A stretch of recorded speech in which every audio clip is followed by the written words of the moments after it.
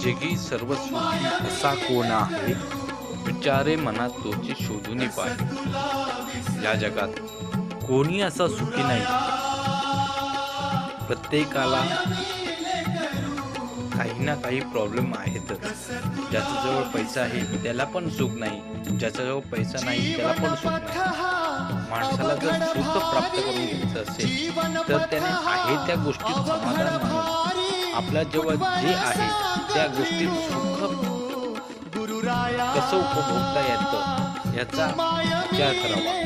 माणसाने आनंदी राहायचं असेल तर आपल्याजवळ ज्या वस्तू आहेत त्यामध्ये सुख समाधान मानून घ्यावं, तरच माणसाला खऱ्या सुखाचा अनुभव घेता येईल। श्री स्वामी समर्थ। श्री स्वामी समर्थ।